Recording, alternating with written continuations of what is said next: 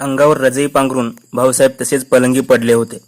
शेजारी कमरे इतकी उंच नक्षीदार समई उभी होती. तिच्या वाती मिणमिणत होत्या. बऱ्याच उशिरापासून भाऊसाहेब जागे आहेत हे पार्वतीबाईंच्या ध्यानी आलं होतं. त्या भाऊसाहेबांच्या मुद्रेकडे बघत होत्या. भाऊसाहेबांनी डोळे उघडले. जागत्या पार्वतीकडे बघून ते म्हणाले, तुम्ही कधी जाग्या झाला? इकडच्या स्वारीच्या डोळ्यास डोळा नाही, मग आम्हाला तरी झोप कशी यावी? आपल्या सहवासात उजाडणारा आणि डुबणारा दिवस आम्ही गेल्या कित्येक महिन्यात बघितला नाही. झुंजूमंजू होताना स्वारी कचेरीच्या डेऱ्याकडे, दिवसभर ती राजकारणे, डाव, रात्रीच्या भोजनास 50दा सेवक पाठवून देते. 50दा? एकदाही आल्याचं स्मरत नाही. त्याहून जास्त वेळा कचेरीच्या डेऱ्यांकडे सेवक गिरट्या घालतात, पण स्वारी कामात गुंग. त्या स्थितीत भोजनास या असा सांगाव द्यायला सामान्य सेवकाचं धाडस होत नाही. भाऊसाहेब मोठ्यानं हसले, म्हणाले, पार्वती, आणखी काही महिने अशीच कळ काढ. एकदा गिलच्यांचे पारिपत्य झाले की सरळ पुण्याऐवजी पेनला, आमच्या सासूरवाडीला जाऊ. जंजिऱ्याला जाऊन मुक्काम टाकू. संध्याकाळच्या गार वाऱ्यात सागर किनाऱ्यावर आपण दोघांनीच गोष्टी करायच्या. तुमच्याशी बोलायलाही आम्हाला वखत लाभत नाही, ही तुमची सदा तक्रार असते ना. मग बोला, खुशाल बोला तेव्हा. पार्वतीबाई खुदकन हसल्या. ताडामाडांच्या रांगातून त्यांना निळाजर्द सागर दिसू लागला. अंगावर रोमांच उभे राहिले. भाऊसाहेबांची मुद्रा बदलली. जड आवाजात ते म्हणाले, तुर्तास पडलेल्या पेचाचे निवारण कधी व्हायचे हे श्री गजाननास ठावे. पेच? आता कसला पेच? पार्वतीबाई विचारू लागल्या. स्वारींनी दिल्ली जिंकली आणि स्वारींच्या पराक्रमाची कीर्ती त्रिखंडात पसरली. त्रिखंडात? त्रिखंड केवढे आहे ठाऊक आहे? भाऊसाहेब बोलले. पार्वती, जरा काही थोडके घडले की तुम्हीही आमच्या सकाराम बापूसारखे मनोरथांचे डोंगर उभारीत सुटता. दिल्ली जिंकली, ठीक झाले, पण आमचे वाघासारखे बारगीर, शिलेदार, अटकेपावतो गवसणी घालून आलेली जनावर, माणसांचेही आणि जनावरांची उपास घडू लागले आहेत. मोठ्या मोठ्या सरदारांच्या गोटातही पुरेसे धान्य नाही. सक्तीचा उपास, बाहेर पर्जन्यकाल, यमुनेला पूर, अंतर्वेदीतील कमाविजराकडून ऐवज मिळत नाही की पुण्याहून कुमक येत नाही. जाट रुसून गेला, तिकडून तुरतात आशा नाही. वरचा पंजाबचा सदानकदा गोंधळलेला गडबडलेला मुलूक, तिकडून तर काहीच येत नाही. यमुनेच्या पल्याड गिलच्यांच्या पहारे चौक्या खड्या, एकही कण निष्ठू देत नाहीत. राजपूतराजे मराठी मुलखावरच नाराज, त्यांच्याकडूनही उमेद नाही. साऱ्या देश दिशाच आगीने पेटलेल्या दिसतात. मधल्या कल्लोळात आम्ही सापडलो आहोत. दिसामासाने ही मोहीम अवघड बनत चालली आहे. प्रलयासारखा जबडा पुसू लागली आहे. केवळ जिद्द, आवेश आणि अभिनिवेशाच्या जोरावरच आला दिवस रेटायचा, नाहीतर साऱ्याच वाटा कशा अंधारू लागल्या आहेत. बराच वेळ भाऊसाहेब भावनावेगाने बोलत होते. त्यातले जेवढे कळले तेवढे पार्वतीबाईंनी ऐकले. बऱ्याच गोष्टी कळल्या नाहीत. मात्र आपला पती एका मोठ्या जोखीम जबाबदारीत अडकला आहे. चारी बाजूंनी त्याला संकटांशी सामना करावा लागतो आहे, याची जाणीव पार्वतीबाईंना झाली. बाहेरचा अंधार विरघळू लागला. भाऊसाहेबांनी घाईगडबडीत स्नान संध्या आटोपली. ते कचेरीच्या डेऱ्याकडे निघाले. कचेरीच्या दारातच त्यांना इब्राहिम कार्दी आशेवारू दिसला. भाऊसाहेबांना बघताच इब्राहिम पाय उतार झाला. खाली वाकून त्याने मुजरा केला. भाऊंनी त्याच्या मुद्रेकडे बघितलं. इब्राहिम खानाचा चेहरा वायकुळ दिसत होता. एकाएकी त्याचे डोळे गळू लागले. भाऊसाहेब आश्चर्याने म्हणाले, खान साहेब, तुम्हारे आंखों में आंसू? जी हां हुजूर, डोळे पुशीत इब्राहिम खान बोलला. हुजूर, रातभर डोळ्याला डोळा नाही, अनर्थ ओढवला. एका रात्रीत नेटके 40 बैल मेले. काय बोलता? तोफांचे 40 बैल? आणि एका रात्रीत? जी हां हुजूर, आणखी किती मरतील सांगवत नाही. एवढ्या नेटक्या धुष्टपुष्ट बैलांची धुंड बघवत नाहीत. चला बघूया. रात्रीतच गार्द्यांनी सांग्या घालून बैलांची धुडं उचलून छावणीच्या बाहेर लांब नेऊन टाकली होती. एका ओळीने एक थंडगार होऊन जमिनीवर आडवे झालेले बैल बघून भाऊसाहेबांच्या काळजात चरळ झालं. त्यांनी विचारलं, खानसाहेब, रात्री अंधारातच धडं उचलली? काय करणार दुसरं श्रीमंत? मेली बैल जागेवरून उचलली नसती तर रोग वाढला असता. रात्रीपासून अधिक 100-125 गार झाले असते. हा आणखी कसला रोग उद्भवला आमच्या नशिबी? श्रीमंत, यमुनेकाठची गारेगार हवा आपल्या दख्खनी उष्मात उड्या मारणाऱ्या जनावरांना मानवत नाही. त्यामुळे हगवणीसारख्या रोगांनीही 2-4 वेळा चिपळून जनावरे जीव सोडतात. या थंडी पावसात घोडी सुद्धा दुबळी होऊ लागली आहेत बघा. बाकीच्या जनावरांवर खबरदारीचा काय उपाय केला आहे? लष्करात असतील नसतील तेवढे वैद्य एकत्रित गोळा केले आहेत. हिरव्या वनस्पतीचा काढा, औषधीपाला चालू ठेवला आहे. मांत्रिकांनी बैलांच्या घोड्यांच्या गळ्यात मंतरलेले ताईत, गंडेदोरे बांधले आहेत. जेवढे इलाज करायचे तेवढे करीत आहेत. पण काय? बोला. अशी जनावर दगावू लागली तर पुढे कसे होणार? गलबलेला इब्राहिम खान म्हणाला. श्रीमंत, आपला शत्रू अजस्र तोफांनिशी सज्ज आहे. जेव्हा केव्हा लढायला तोंड फुटेल तेव्हा सारी मदार दोन्हीकडेही तोफखान्यावरच राहणार आहे. आपल्या एकेका तोफेच्या अंगी हत्तीचं बळ आहे. पेटल्या की 100-125चा बळी न घेता थंड पडणार नाहीत. पण त्या तोफा या युद्धभूमीपर्यंत ओढायला पुरेसे बैल नाहीत. बाक्या प्रसंगी काय करायचं श्रीमंत? भाऊसाहेबांच्या जिभेकडे जबाब नव्हता. त्यांनी फक्त मान डोलावली. ठीक आहे इब्राहिम, जरा गम खा. यातूनही मार्ग काढू. भाऊसाहेबांच्या डोक्यातून जनावरे जाईनात. निदान प्रसंगी नेटकी घोडी बैल नसतील तर शत्रूशी सामना तरी कसा करायचा. त्यातच भाऊसाहेब चंबळीच्या पाठीमागे श्रीनोदजवळ असतानाच घोड्यांना तमाशा नावाचा रोग झाला होता. या रोगाने चालता धावता घोडा एकाएकी खुडूक व्हायचा. 1-2 दिवस आजारी म्हणून निश्चित पडायचा आणि लगेच मान टाकायचा. मजबूत हाडापेराची 3000 घोडी या रोगाला बळी पडली होती.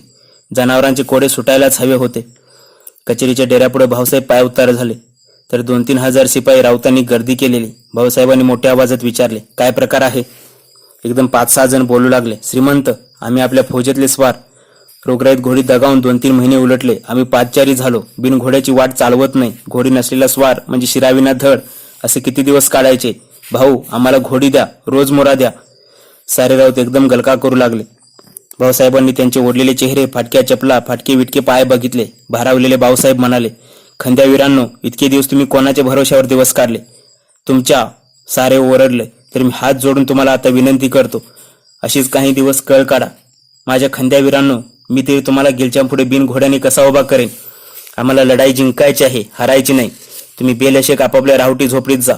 तुमची चिंता त्या भगवंताला. लढाईला तोंड फुटण्याआधी आम्ही नव्या उमद्या जनावरांची लगाम तुमच्या हाती देऊ. निर्धास्त राहा. कचेरीतल्या फळावर महिपतराव चिटणीस, नाना पुरंदरे, नाना फडणीस ही मंडळी आधीच येऊन बसली होती. भाऊसाहेबांच्या आगमनाबरोबर भालदारांच्या ललकारी संगे सारे उठून उभे राहिले. भाऊसाहेबांनी फळावर आल्या विचारले, महिपतराव, किती खजिना बाकी आहे. एका हप्त्याच्या रोजमोऱ्या इतके पैसे शिल्लक नाहीत श्रीमंत. केवढ्या हुरूपाने 5-6 दिवसामागे आम्ही दिल्ली शहरात प्रवेश केला होता. लाल किल्ला डोळे भरून पाहिला होता. खास दरबार भरवून विश्वासरावांना सरदाराकडून नजरा पेश केल्या होत्या. दिल्ली जिंकली तेव्हा क्षणभर जग जिंकल्याचा भास झाला होता. आता हळूहळू उलगडा होऊ लागला. आम्ही कसले दिल्लीपती, आम्ही तर खऱ्या अर्थी ओसाडवाडीचे राजा आहोत. चला, यातून श्री गजानन मार्ग काढेल. महिपतराव, त्या गोविंदपंतांना एक खलिता द्या. जी श्रीमंत. महिपतराव, आज पंतांना किती खलिते धाडले असतील. निश्चित आकडा सांगता येणार नाही, पण रोज एक खलिता आहेच. बऱ्याच वेळा दिवसातून 2ही. त्याचा काय उपयोग झाला. ठीक आहे, घ्या. परमेश्वर जशी त्यांना सुबुद्धी देईल तसे त्यांनी वागावे. घ्या. सरकारात तोपखान्याकडे बैलांचे प्रयोजन आहे, फारच जरूर आहे. पावसाने, रोगराईने अनेक बैल दगावले. कित्येक खंगले, कित्येक आजही मरतात. इटाव्याजवळचे 500 बैल जमा करून सत्वर पाठवा. बैल चांगले मजबूत गाड्याचे पाठवा. दिरंगाई अजिबात करू नये. बैलाविना लष्करात खोळंबा झाला आहे. आजवर तुम्हाला अनेक पत्रे धाडली, विनंत्या केल्या. मध्ये फक्त 2 लाखांचा ऐवज तुमच्याकडून प्राप्त झाला. तेवढ्याने काय होणार. तुमच्याकडील बाकी फुगतच आहे. त्या प्रांती तुमची पत चांगली आहे. आगाऊ ऐवज जमा करा. इकडे घोडी माणसे घासदाना विसरू लागले आहेत. खासेही अन्नास महाग होऊ लागले तर सामान्यांची त्याला काय वर्णावी. किमान 25 लाख रुपये तुम्हाला द्यावेच लागतील. पत्र पावताच ऐवजाची रवानगी त्वरित करणे. गोविंदपंतांना पत्र लिहून झाले. तेवढ्यात विश्वासराव आणि जनकोजी ही जोडी फडावर हजर झाली. पाठोपाठ बळवंतराव गणेशही आले. भाऊसाहेब चिंतागती दिसत होते. त्यांनी विचारलं, बळवंतराव, इथं लष्करात मोठा काळ पडला आहे. इकडच्या साऱ्या वाटा बंद झाल्या आहेत. जादा कुमक आणि रसदेची मागणी पुण्याहून करावी का. बिलकुल, काय हरकत आहे भाऊसाहेब. काकासाहेब, आपण जरूर खलिता धाडा, कुमक मागवा, रसद बोलवा. आम्ही सारे या भयान प्रसंगात सापडलो आहोत. तर पुण्याने मदत करायची, नाहीतर कोण. कंधार मदतीसाठी पुढे धावेल. विश्वासराव विचारू लागले, रावसाहेब, 6 हप्त्यामागे आधीचे एक पत्र दक्षिणेत धाडले आहे. कामावीसदारांनी निम्माऐवज इकडेच भरावा आणि निम्मा पुण्यास पाठवावा अशी ताकदीची पत्रे दक्षिणेतून मोहरीनिशी अंतर्वेदीत जावी अशा विनवण्याही आम्ही केल्या आहेत. त्याचा जबाब नाही अजून. भाऊसाहेब, पर्जन्यकाला डाक्याला उशीरच होतो, बळवंतराव म्हणाले. पुण्याकडून रक्कम मागणे आम्हाला इष्ट वाटत नाही, भाऊसाहेब म्हणाले. विश्वासराव, मेहंदळे, नाना, तुम्हाला आठवते ना, हिंदुस्थानच्या मोहिमेबद्दल परतूर मुक्कामी गोष्टी चालल्या होत्या तेव्हा रघुनाथ दादांनी पंजाब मोहिमेत 80 लाख कर्जाचा भार करून आणल्याबद्दल आम्ही केवढी आगपाकड केली होती. आता मात्र आम्ही बाहेरचा ऐवज बाहेर न करता फडाकून पैसे मागवणे किती गैर दिसते. अजिबात गैर नाही. विश्वासरावांचा गोरापान चेहरा रागाने लालबुंद झाला. काकासाहेब, आपण कोणत्या वणव्यातून पावले टाकत आहात या गोष्टींचा साक्षीदार मी स्वतः आहे. अशी मोहीम मराठ्यांच्या इतिहासात कधी निघाली नसेल. असे प्रसंग कोणाला 7 जन्मी बघायला मिळणार नाहीत. काका, आपण निसंकोचपणे दक्षिणेत पत्र धाडा, पैसा मागवा. अल्पवयातील विश्वासरावांची जाण आणि बाणेवदारपणा बघून भाऊसाहेब संतोष पावले. त्यांनी महिपतरावांना खून केली. महिपतराव, भाऊसाहेब सांगतील तसा मजकूर उतरू लागले. इकडे हिंदुस्थानी अब्दालीच्या दंग्यामुळे रसदेत आणि वसुलात भारी पेच वाढत आहेत. या बाबी आम्ही गेल्या पत्रे श्रीमंतांना कळवल्याच आहेत. यंदा पिकांवर गारा पडल्या, त्यामुळे अंतर्वेदीपर्यंत रयतेला चांगली सुगी लाभली नाही. अब्दाली नजीबाच्या स्वाऱ्यामुळे मामलतीची घालमेल झाली. गोविंद बल्लाळांकडे बाकी वाढतच चालली आहे, पण ऐवजाचा बंदोबस्त त्यांच्याने होईना. जाटांकडच्या बाकीसाठी ह्या प्रसंगी जादा तगादी करता येत नाहीत. मुलूक वैराण आहे, रोगाने घोडी मेली, पोटास घासदाणा नाही. भाऊसाहेब कष्टी झाले. चोर पावलानं पापण्यात पाझरणारं पाणी त्यांनी दुशिल्यानं टिपलं. घोगऱ्या आवाजात ते पुढचा मजकूर सांगू लागले. एवढा बाका प्रसंग की पटान मारला तरी दसऱ्यापर्यंत कोठे पैसा उभा राहणार नाही. मामलेदारांना तीर्थरूपांनी ताकदीची पत्र आजच्या आज धाडावीत. सारा ऐवज इकडेच हिंदुस्थानी भरण्याची सक्ती करावी. मनसबा भारी, घरचा पैसा खाताना वाईट वाटते, पण इलाज नाही. जिकडे कामात जावे तिकडे मिळवावे. रडखाणे उत्तम नाही हे खरे, पण दत्ताजी पडल्यापासून बखेडे वाढत आहेत, पण कमी होत नाहीत. केवळ घरचा जामदारखान्यातला पैसा खावा असाच प्रसंग प्राप्त झाला आहे. घरचे पैसे मागताना खाताना खूप खूप वाईट वाटते, बोचते, पण ह्या महापेचात दुजा रस्ता दिसत नाही. प्रत्येक शब्द तोलून मापून उच्चारताना भाऊंची होणारी विचित्र स्थिती बघून जनकोजी आणि विश्वासराव शकाकुल होत होते. भाऊंच्या डेऱ्याबाहेर गोंगाट कालवा चालला होता. त्यातच शमशेर बहादूर आत आला. काय शमशेर, बाहेर एवढी वर्दळ कसली? कोणत्या गोष्टी तुम्हाला सांगाव्या? शमशेर म्हणाला. भाऊ, सैन्याची कित्येक बेडे 2 दिवस उपाशी आहेत. यात्रेकरूंनी कावकाव सुरू केली आहे. नुसत्या पाण्यावर उंट घोडी तग धरेनात, उभी राहत नाहीत, बसली तर उठता येत नाही त्यांना. अशी स्थिती राहिली तर लष्कराची कंबरडे मोडेल, सर्वनाश होईल. भाऊ, यातून मार्ग काढलाच पाहिजे. शमशेर सारखा तगडा मर्द आसवे गाळू लागला तेव्हा भाऊसाहेब झटक्यात उभे राहिले. भारावून बोलले, आपल्या किल्लेदाराला बोलावून घ्या. आज दिल्ली शहरात जाऊ. उदारीवर काही ऐवज, काही आगाऊ कर्ज लाभते का ते पाहू. भाऊसाहेब लष्करातून बाहेर पडू लागले तेव्हा सारे डेरे तंबू राहुट्या काकुलतीने त्यांच्याकडे बघू लागला. जनावर मुक्या नजरेने भाऊंकडे बघत कान टवकारू लागली. बायका पोरे आजीजीने भाऊंची मुद्रा निरखू लागली. मरगळलेल्या पेंगुळलेल्या लष्करातून बाहेर पडल्यावर भाऊसाहेबांना थोडं हायसं वाटलं. भाऊंच्या बेड्यात नुकताच नेमलेला लाल किल्ल्याचा किल्लेदार नारोशंकर, त्याचे सहाय्यक मीरखान ठोके, बाळोजी पलांडे सामील झाले. शुष्क कोरडी दिल्ली बघताना भाऊसाहेबांना खूप वाईट वाटलं. रयतेच्या चैतन्यहीन चेहरे कित्येक सालांची दुःख कथा सांगत होते. त्यांच्या अंगावरचे भरजरी कपडे विटून फाटून चालले होते. महामारीची साथ येऊन गेल्यावर रखरखीत दिसणाऱ्या शहरासारखा दिल्लीचा तोंडवळा दिसत होता. चांदणी चौक ओलांडून घोडी सराफ कट्ट्याकडे निघाली. वाटेत जागोजागी कुलूपबंदी दरवाजे दिसत होते. सावकार आळीला भाऊसाहेबांचा चंद्रसेन पोहोचला तेव्हा ही पेड्यांची आळी की स्मशानघाट हेच भाऊंना कळेना. जिथे काचेतून जड जवायर दिसायचे तिथे दारे बंद होती. दुकानांच्या फळ्यावर धूळ चढली होती. त्या गल्ल्यातून मोतीये चक्रा मारायचे. तेथून 1-2 लूतभरी कुत्री फिरत होती. कित्येक पेढ्यांच्या कुलपांना गंज चढला होता. कित्येक दारासमोर शिरी ठेकली होती. 3-4 फळ्या उघड्या होत्या. भाऊसाहेब दिसताच निस्तेज व्यापारी मुजऱ्यासाठी बाहेर आले. एका बनियाला भाऊसाहेब विचारू लागले, कुठे गेले सारे पेढेवाले? दुकाने अशी बंद का? हुजूर, कोण बेपारे आता या नगरीत राहणार? बिनबिंदीच्या आवृत्तीसारखी दिल्ली झाली. कोई भी आता नाही, कोई भी आता है, डाका डालता है. ज्या व्यापाऱ्यांनी कर्ज दिली त्यांची वापसी नाही. त्यांचे हालहाल झाले. ज्यांच्याकडे धन होते ते धन सांभाळण्यासाठी परागंद झाले. तुमच्या दोन्ही लष्करांच्या फौजा दिल्लीभोवती घोंगावत आहेत. तुमच्या जंगात कोणीतरी जितेल, कोणी मरेल, तेव्हाच व्यापारी लोक वापस येतील. तोवर दिल्ली मेल्या मुर्द्यासारखी. जोवर जंग संपत नाही तोवर जीवन नाही. मोठमोठ्या दुकानांच्या हवेली माड्यांच्या दाराशी कुडलेले शिऱ्यांचे काटे भाऊसाहेबांच्या काळजात टोचू लागले. बिनऐवजाचे धनधान्याचे लष्करात माघारा कसे फिरायचे? लुटायला मुलूक नाही, खायला दाना नाही, काय करावे? भाऊसाहेबांची ओथंबलेली मुद्रा बघून जनकोजी शिंदे म्हणाला, काकासाहेब, ऐवजाचा एक मार्ग आहे. कुठे? कोणता? लाल किल्ल्यात. चला, आत दाखवतो. बघता बघता घोडी दिल्ली दरवाजा ओलांडून लाल किल्ल्यात शिरली.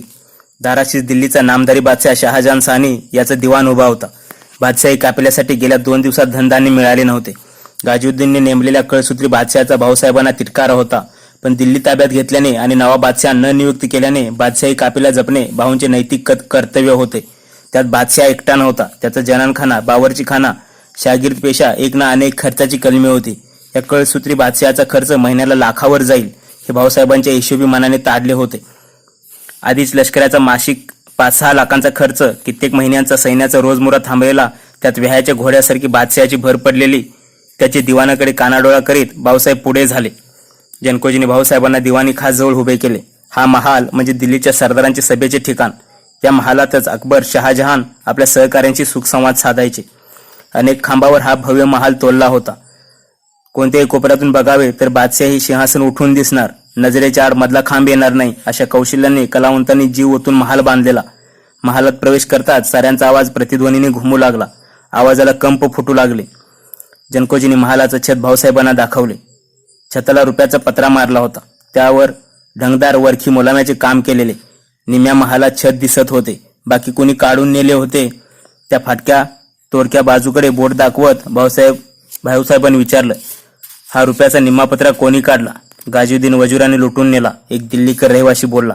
भाऊसाहेब रुपयाच्या पत्राकडे एकटक बघू लागले. भाऊसाहेबांना रुपयाच्या पत्र्यात चमचमती नाणी दिसू लागली. चमचमत्या नाण्यात एकाएकी त्यांना घोड्या बैलांचे शिलेदार बारगिरांचे भुकेले व्याकुळ डोळे दिसू लागले. भाऊसाहेबांनी निच्छाने मुठी वळल्या. ते नारोशंकरांना म्हणाले, किल्लेदार, किल्ल्यातील सुतार गौंडी तातडीने बोलवा. हा पत्रा काढण्याचं काम जारीने उरका. भाऊसाहेबांचा हा हुकूम सुटताच बघे बावरले. कशीनुशी तोंडे करून एकमेकाकडे बघू लागले. सुतार गौंडी आले. खांबांना शिड्या लावल्या. पत्र तोडण्याचं काम सुरू झालं. हत्यारांचा प्रतिध्वनी महालात उमटू लागला. सारा महाल गरजून उठला. दिल्लीतले काही रहिवासी आणि शाही चाकर गडबडले. भाऊसाहेबांना सांगू लागले, आलमपना, एक गलत बात मत करो. इस दिवानी खास पर हमें नाज है. अनेक गाजी आले, मोहिमा करून गेले, पण हा पवित्र नक्षीकामाला कोणी हात लावला नाही. हा अपशकुन होईल. नक्षी तोडू नका. चला हटा, बाजूला व्हा. भाऊसाहेब ओरडले. आता शुभाशुभाच्या बाता काय करता? 10-15 सालामागे कोट्यवधी रुपयांचं ह्याच महालानं मयूर सिंहासन आणि हिऱ्यांचा शहनशाह कोहिनूर जेव्हा नादिरशाह दिवसाढवळ्या लुटून घेऊन गेला, तेव्हा तुमच्यापैकी कोणी मायेचा पूत आडवा झाला होता. तेव्हा नादिरशाहच्या लष्करात आता नदीपल्याड बसलेला अब्दा अली दुरानी बेसुमार लूट करीत होता. त्याला कधी विचारलाच जाब? कशाच्या फुकाच्या अभिमानाच्या गोष्टी करता? भाऊसाहेबांनी रुपयाच्या जाळ्या तोडायचं काम चालूच ठेवलं. 4-6 दिल्लीकर भावना पुन्हा पुन्हा अपशकुनाची भीती घालू लागले. नक्षीकामाची तोड थांबवा म्हणून विनवण्या करू लागले. तेव्हा भाऊसाहेब ओरडले, हे दोन लुटून मला इश्क व अय्याशी करायची नाही. दिल्लीच्या रक्षणासाठी आलेली आणि ह्याच मातीत उपाशी पोटी टाचा घालणारी माझी घोडी माणसं मला जगवायची आहेत. माझ्या या पवित्र कर्तव्यावर कोणी येईल त्याची झटक्यात शाखा होईल. रुपयाचं सारा पत्र काढून झाला. सहज 7-8 लाखांचा ऐवज गवसल्याचं भाऊसाहेबांनी ताडलं. शमशेर बहादरचं पथक बाहेर तयारच होतं. घोड्यांवर ऐवजाच्या गोणी बांधल्या गेल्या. रक्षणासाठी नागीवर तलवारी नाचवीत 5,000चं दळ सोबत उभं टाकलं. शमशेरनं भाऊसाहेबांना निरोपाचा मुजरा केला. भाऊसाहेब काळजीने म्हणाले, शमशेर, क्षणही न दवडता जोराची दौड करा. हा ऐवज भरतपूर, बरेलीत वा कुठेही मोडा, नाणी पाडा, मात्र रात्रीतच माघारा फिरा. आमची जनावर माणसं रात्रभर उपाशी पोटानं तुमचाच इंतजार करीत बसून राहतील, हे ध्यानी ठेवा. चला दौडा. बऱ्याच दिवसांनी घोड्यांच्या टापांचा जोमदार आवाज निघू लागला. हर हर महादेव या मंत्रघोषाने लाल किल्ला दणाणून गेला. गेल्या 8-15 दिवसात बुंदेल्यांच्या इटाव्यातील वाड्याला शोभा आली होती. 2.5 महिन्यामागे नजीब खान आणि जहान खानाने इटाव्यावर हल्ला चढवून पंत बुंदेल्यांचे स्वार बारगीर ताणून लावले होते. 2.5 महिन्यांचा काळ यमुना तटापासून गंगा काठापर्यंतचा अंतर्वेद प्रांताला वाईटच गेला होता. यमुनेच्या पूर्वाकाळची जाटांची ठाणी उठवल्यावर पेटलेला नजीब गोविंदपंतांच्या मुलकात चूड आणि तलवार घेऊन घुसला होता.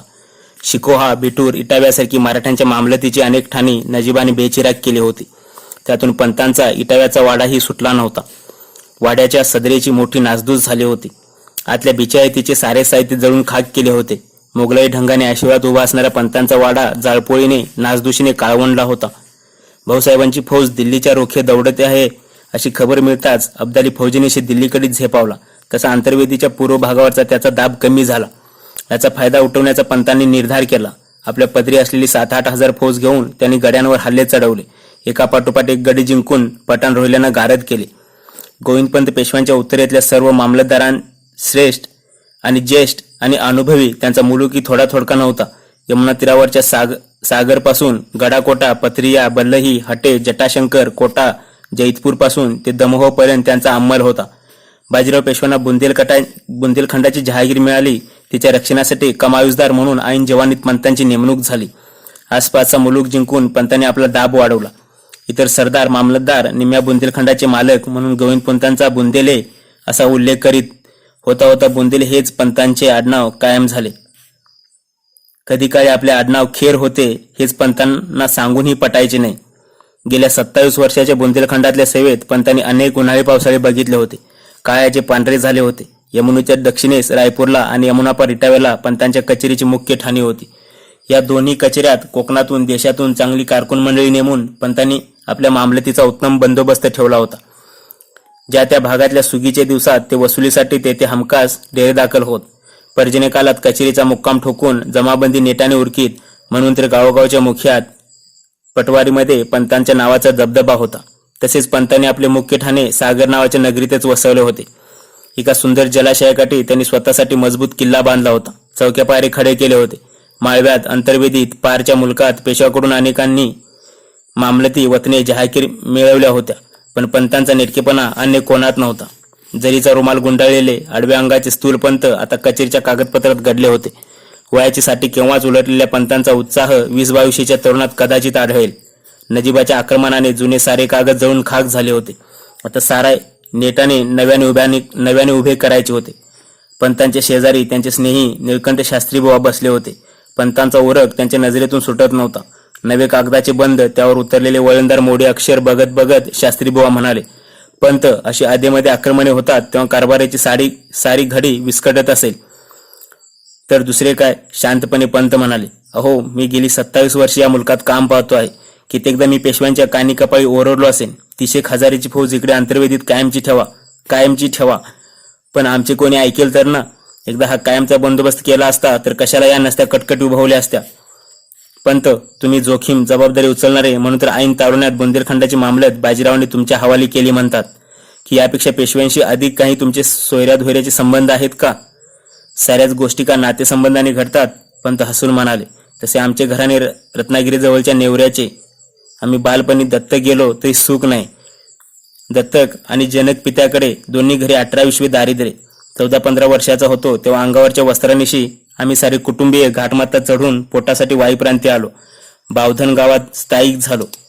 तेथून पोट भागेना म्हणून पुण्यास आलो. तेव्हा रावबाजी ऐन भरात त्यांच्या दुदुंबी चोहीकडे वाजत होत्या. योगायोग पहा कसा. बाजीरावांच्या मातोश्री राधाबाई आमच्या नेवरे गावच्याच बर्वे घराण्यातल्या. त्यांची ओळख काढली. माहेरीचा पोर म्हणून श्रीमंताच्या पायरीचा आश्रय मिळाला. प्रारब्ध थोर, दुसरे काय. पण पंत मजकूर बाजीरावांकडे साधे शागिर्द म्हणून आम्हास आयुष्यास प्रारंभ केला म्हणतात. एकाएकी महत्पदाला कसे पोहोचला?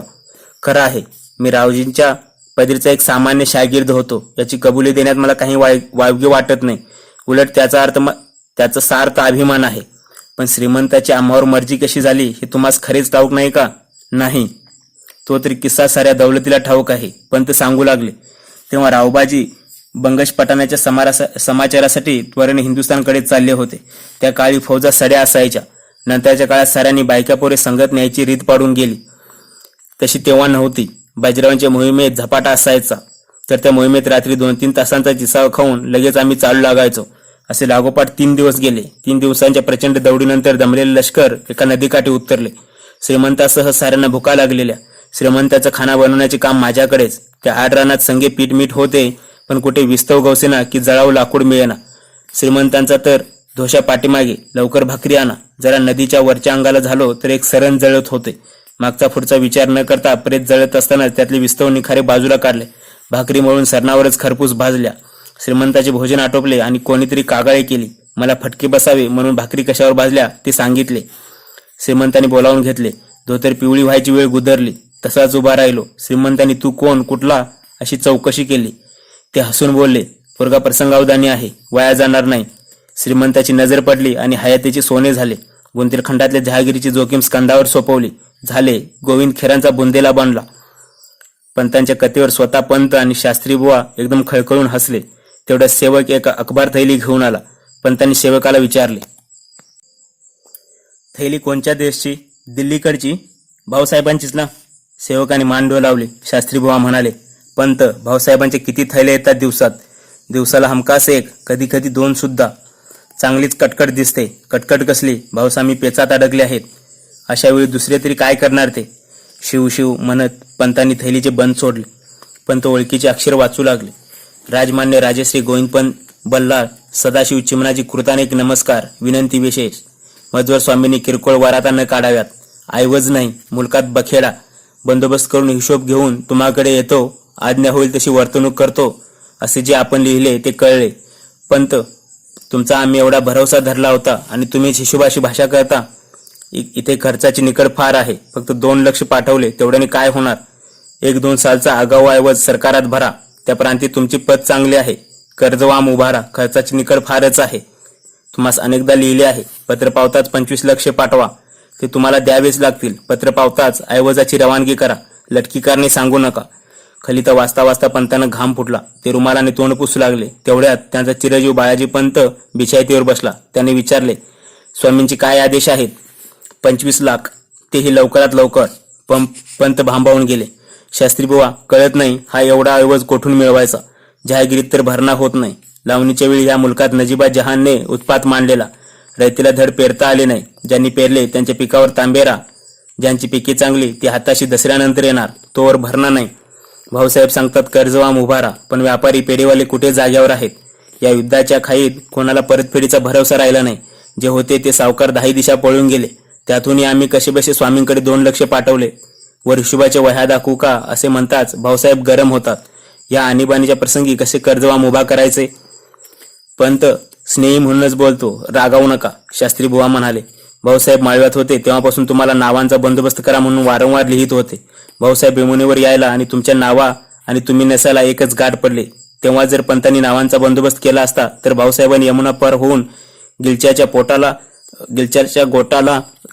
गोटात घातला असता असे लोक म्हणतात. एवढी नेकीची सेवा करून तुमच्या माती इथे मात्र कलंक लागला. शास्त्री बुवा, तुम्ही एक बाब लक्षात घेत नाही. गोविंदपंत किती मोठे मामलतदार असले तरी ते म्हणजे काही जंतर मंतर नाहीत. माझ्याकडे काही जादूटोना नाही. एका वेळी एका इसमाने किती कामे करायची. भाऊस्वामींना दोष द्यायची माझी बिलकुल इच्छा नाही, पण मनुष्याच्या वर्तणुकीला काही मर्यादा असतात. इटाळ्यापासून शुक्रताल शेकडो मैल दूर तिथे दत्ताजींच्या मदतीला गेलो. नशिबाने जगलो वाचलो. तिथून माघारा आलो तर पाठोपाठ दुर्यानी रोहिल्यांच्या फौजा होत्या. आमच्या प्रांतांची पश्चिम सीमा रोहिलखंडाला भिडलेली. तो रोजचा सासुरवास. त्यात अब्दाली नामक सोयरा त्यांनी संगी आणला. 27 वर्षाच्या कष्टाने उभारलेल्या गड्या मुलूक डोळ्यादेखील बेचिराग झाला. स्वतःची मोठी फौज नसल्याने या प्रांती गाळण उडाली.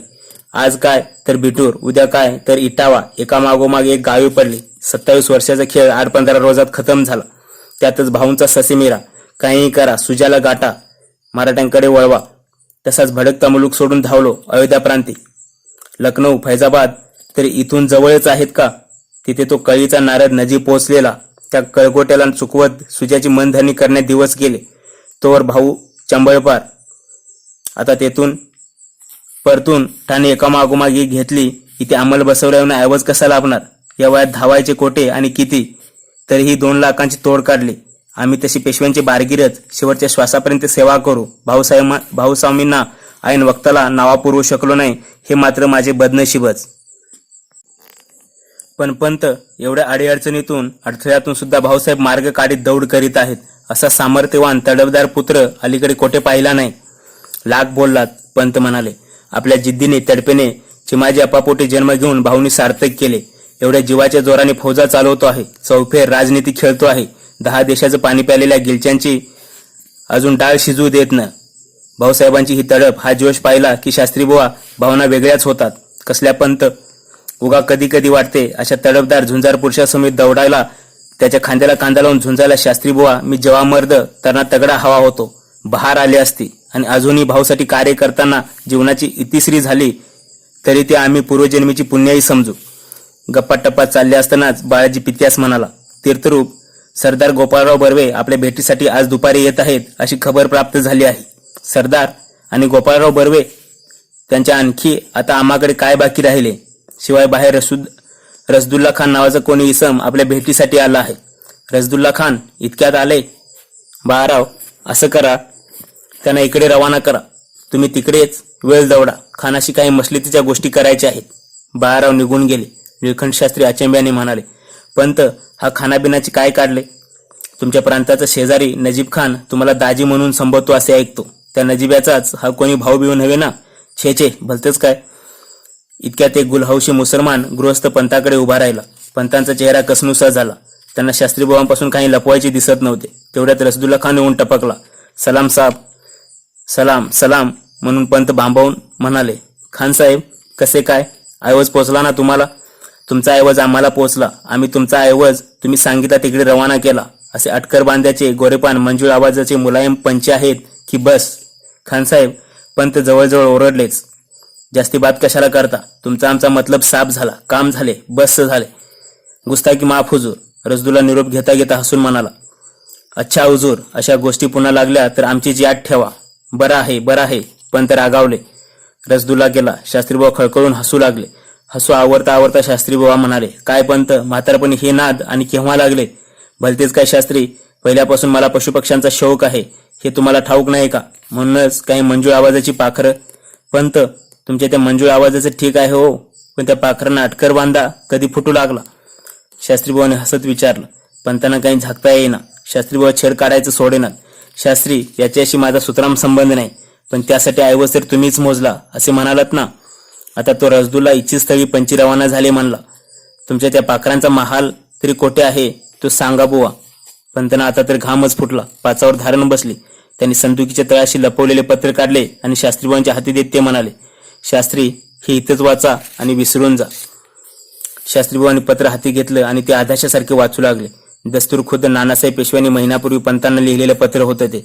यंदा सरकारात नाटकशाळांचे प्रयोजन आहे, तरी जातीच्या शुद्ध चांगल्या जरूर तरण्या मिळून पाठवणे, फार चांगल्या पाठवणे. नानासाहेबांचे ते 8 जुलै 1760 पत्र शास्त्रीबुवा जिबल्यासाठी पुन्हा पुन्हा वाचू लागले. पंत सारवासारवी करीत म्हणाले, शास्त्री, त्या पत्रात काय आहे एवढं? अहो, पेशव्यांच्या लग्न मुंजीसारखे अनेक उत्सव पार पडतात. अशा उत्सवात नाच गाण्यासाठी नर्तकी नकोत का? पण त्या फार चांगल्या देखण्या, तरण्या आणि जातीच्या शुद्ध कशाला हव्यात? शास्त्रीबुवा, झाले ते खूप झाले. या कानाने ऐका आणि त्या कानाने सोडून द्या. श्रीमंताच्या नादी आपण कशाला लागायचे? कोण नादी लागतो, पण आश्चर्य फक्त याचेच वाटते. शास्त्रीबुवा म्हणाले, तो भाऊसाहेब तिकडे बंदुका द्या, दारू द्या, घासदाणा द्या म्हणून जीव तोडून तुम्हाकडे पत्रे धरतो आणि तिकडून त्याच वेळी सरकारातून खलिता येतो जातीच्या शुद्ध फार देखण्या, तरण्या.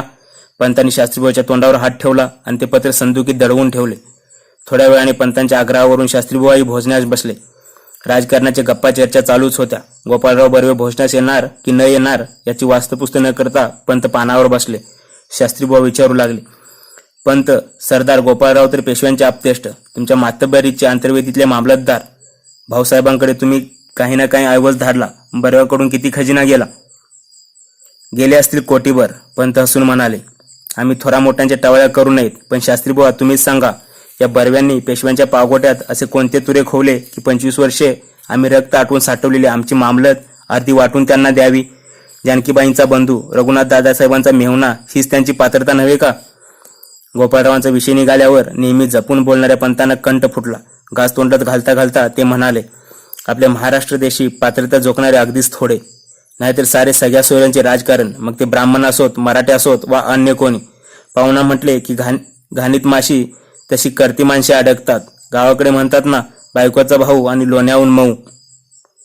आम्ही कोणाचा पदर धरून महत्ता प्राप्त केली नाही. पूर्वात उपाशीपोटी घाटमाता तुडवत कोकणातून वाईदेशी उतरलो. ज्या बुंदेलखंडातल्या राण्याने रावबाजींना इथे जहागीर दिली, त्याच्या वंशजांनी हा मुलूक माघारा मिळवण्यासाठी कारस्थानी लावली. इथल्या यवनांशी 2 हात केले. मी तसा कोणी शिपाई गडी नव्हे, पण पदरी फौज बाळगून दुसऱ्याकडून लढाया चढाया करून घेतल्या. आयुष्याची 27 वर्षे या मातीत उगाळली, तेव्हा हे दिवस दिसले. म्हणजे दादासाहेबांनी निम्मा मुलूक गोपाळरावांना द्या म्हणून दबाव आणला म्हणायचा. सत्तेपुढे शहाणपण चालत नाही. पेशव्यांची मेहुणी म्हटल्यावर मुलूक न तोडून देऊन सांगतो कुणाला? मग अशा निदान प्रसंगी मेहुणे भाऊसाहेबांना ऐवज पाठवतील की? न पाठवायला कोणावर कृपा करतात? पण तर रागाने गरजले. मुलूक तोडतानाही उत्तरेकडच्या रोहिल्यांच्या तोंडावरचे करकटीचे वर्दळीचे महाल आमच्या गळी बांधले आणि प्रयागकडच्या उत्तम पिकाऊ बिनघोर रानात गोपाळराव शिरले. तिथला भरणा आमच्यापेक्षा निश्चितच अधिक व्हावा. भोजने उरकली तेव्हा सरदार गोपाळराव बर्वे आल्याची वर्दी मिळाली. पंत बैठकीत आले. त्याने हसून गोपाळरावांचं स्वागत केलं. दोघांनी एकमेकांचे क्षेमकुशल विचारले. पंतांनी मुद्द्याला हात घातला. भाऊसाहेब स्वामींची पत्रे तुम्हाला प्राप्त झाली असतील. येतात वरचेवर. गोपाळराव म्हणाले, किती ऐवज रवाना केलात? हो, करायचं आहे. गणेश खांडेकरांनीही काही रक्कम पाठवली नाही. तुमची चौकशी करावी आणि मगच ऐवज धाडावा म्हणतो. तशी तयारी ठेवली आहे आम्ही. पण तुमचा ऐवज किती गेला? 2 लाख पाठवले. आता 25 लाखांची तगादी करीत आहेत. काय 25 लाख? आम्हाकडेही वरचेवर तगाद येतात बरं. काळजीच्या सुरात गोविंदपंत सांगू लागले. अंतर्वेदीतल्या मराठी ठाण्यातून जी नोकर चाकरीसाठी मराठी माणसे येत आहेत, ते कुटुंब कबिलासह घाबरून महाराष्ट्र देशी जाऊ लागले आहेत. या वार्ता भाऊसाहेबांनी कळलेल्या दिसतात. त्यामुळे कष्टी होऊन भाऊसाहेबांनी इकडे खलिते धाडले आहेत.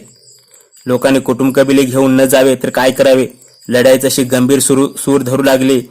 लोकांनी मायदेशी न जायचे तर काय परदेशी परतायचे? गोपाळराव म्हणाले, पण मामलतदार म्हणून आपण अशा रयतेला रोखले पाहिजे. हेही खरेच बरे. थोड्या समयाने बर्व्यांनी कसलीशी आठवण झाली. त्यांनी विचारले, पंत सकाराम बापूंची पत्रे लाभली का? निमाऐवज पुण्याकडे धाडा आणि निमा भाऊसाहेबांकडे अशाच मजकुराची ना? पंत म्हणाले, होय, आम्हालाही प्राप्त झाली. पंतामध्ये आणि बर्व्यामध्ये अंतरीचा स्नेह असा नव्हताच. फलाहार उरकला, थोडी चर्चा झाली आणि गोपाळराव माघारा फिरले. सदरेपर्यंत येऊन पंतांनी बर्व्यांना निरोप दिला. बर्व्यांची घोडी निघाली. त्यांचे शेजारी त्यांचे दिवाण नेर्वेकर यांचा घोडा होता. बर्वे म्हणाले, दासोपंत बघितले? त्यांनीही म्हणावं तसा ऐवज धाडलेला दिसत नाही. बाकीच्या कोणीही रकमा रवाना केल्या नाहीत, पण दोन्हीकडून सारखे तगादे होतात. दासोपंत नेर्वेकर म्हणाले, बापूंच्याच पत्राचा फायदा घ्या आणि धाडा उत्तरे. कशी? पुण्याला लिहायचे ऐवज भाऊसाहेबांकडे पाठवला आणि भाऊसाहेबांना कळवायचे द्रव्य पुण्याला धाडले. बर्वे म्हणाले, आणि हा प्रकार उघडकीस आला तर? दासोपंत, भलते शामळू दिसता बुवा तुम्ही. दासोपंतांची कीव करीत बर्वे म्हणाले, अहो, एवढी मोठी युद्धाची खाई उसळली आहे, अशा प्रसंगी कोण कोणाचे हिशेब तपासतो? पाठमोऱ्या बर्व्यांकडे बघत गोविंदपंत उभे होते. ते शास्त्री बुवांना म्हणाले, ह्या अशाच लोकांनी आमच्याबद्दल श्रीमंताकडे कागाळ्या केल्या होत्या, म्हणूनच पुण्याला जाऊन हिसाब दाखवणे भाग पडले. चौकशी झाली, काय निघाले त्यातून? एक वेळ मातीतून उभे राहिलेला आमच्यासारखी पेशव्यांची सोबती दौलतीसाठी प्रसंगी प्राणही देतील, पण माझी खात्री आहे गोपाळरावांसारखी मंडळी निदान प्रसंगी अजिबात उपयोगी पडायची नाहीत. कसले मेहुणे आणि कुठले पाहुणे, प्रसंगी पुत्र संतान सुद्धा पारखे होते.